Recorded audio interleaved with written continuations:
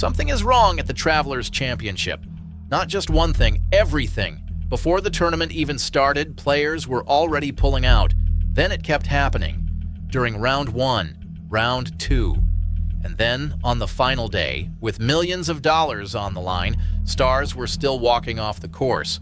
By the time it was all over, 9 players had withdrawn from one of the biggest events of the PGA Tour season. 9. I honestly think this is the most chaotic withdrawal story in recent PGA Tour history. And if you agree, or even if you don't, drop your thoughts in the comments right now because I want to hear from you. If this is your first time here, hit subscribe. This channel is built for moments exactly like this one. Now let's get into every single withdrawal, what caused them, and what this actually means for the PGA Tour. Before a single shot was hit, the damage had already begun. Corey Connors, a proven PGA Tour winner, came into the Travelers Championship already broken. A wrist injury from the US Open forced him out before the tournament even began. Connors was not a fringe player sneaking into the field either. He was a legitimate contender at a course that suited his game, and he never got to prove it. Brian Campbell followed, shoulder injury, also gone before the first tee. 2 players down, and the tournament had not even started yet. Those 2 were just the opening act. What happened once the tournament actually began was something nobody could have predicted. Jordan Spieth showed up. If you know anything about golf, you know Spieth is not just any name.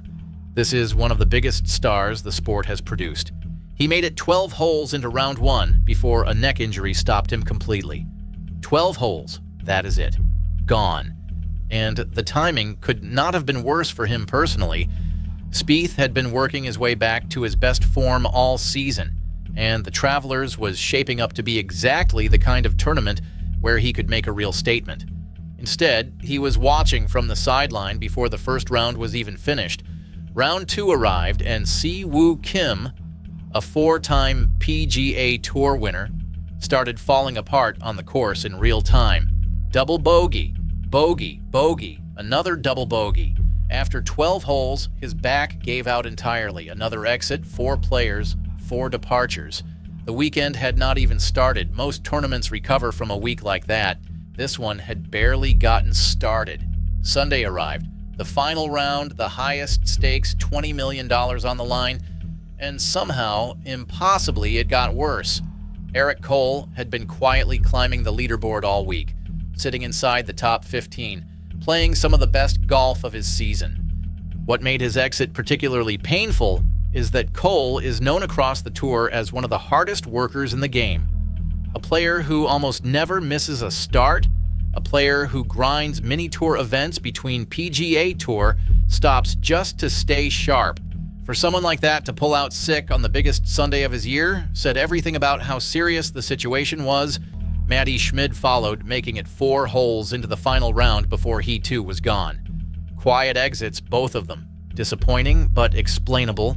What came next was neither. Viktor Hovland, a $35 million career earner, a former FedEx Cup champion, a player who had just finished top 3 at the US Open 1 week earlier, walked off the course after 3 holes. 3. He birdied the first, bogeyed the second, and by the 3rd hole, the neck pain had become unbearable. One of the best players in the world, in form, with everything to play for, gone before most people had even sat down to watch. That was the moment this stopped being a bad week and started being something the entire golf world needed to answer for. On social media, the reaction was instant. One fan wrote, "Am I crazy, or are there way more withdrawals in this tournament than normal?" The questions kept coming. What on earth is happening in Connecticut? And honestly, they were right to ask, because when you step back and look at the full picture, 2 gone before it started, 1 on day 1, 1 on day 2, 3 more on the final day. This was not coincidence. This was a pattern. 9 players gone in a single signature event, one of only a handful of the most prestigious tournaments the PGA Tour runs all year. Here is what nobody wants to say out loud. These players did not arrive at the Travelers Championship healthy and then randomly fall apart. Spieth came in carrying a neck issue. Connors came in carrying a wrist injury from the tournament before. Kim was already struggling with his back.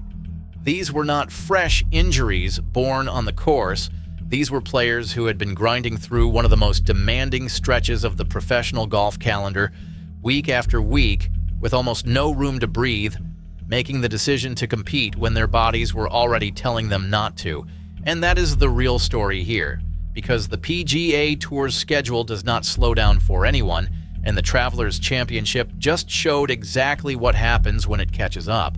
Signature events carry enormous pressure that goes far beyond prize money. Missing one costs players FedEx Cup points, playoff positioning, and in some cases, their eligibility for the following season's biggest tournaments. The top 50 players after the first playoff event earn their spot in next season's signature events, meaning every single week in this stretch of the calendar carries consequences that stretch 12 months into the future. So players push through. They tape up, they take injections, they make the tee time when a wiser decision would be to stay home.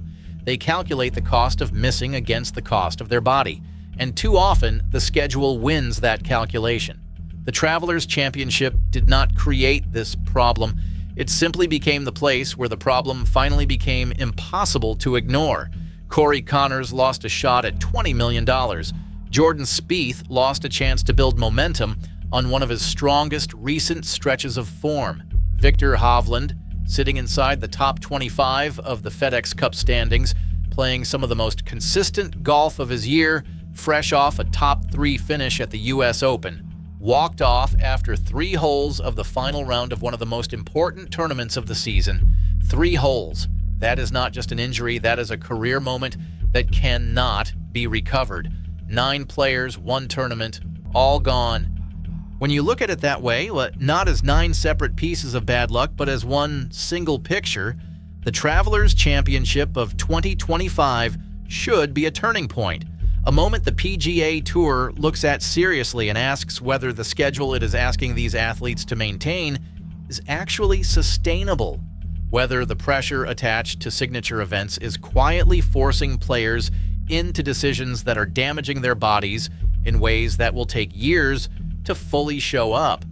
Whether the tour is building something that looks spectacular on the outside while quietly grinding down the very athletes it depends on. Because right now, the answer to all 3 of those questions looks uncomfortably like yes. Personally, I think this is the most important player health conversation the PGA Tour has had in years, and it took 9 withdrawals in 1 week for anyone to start having it. Do you think the tour will actually make changes after this, or will it be forgotten by next week? Tell me in the comments. I want to know exactly where you stand. And if this is the kind of conversation you want more of, tap that subscribe button right now. This is where serious golf talk actually happens.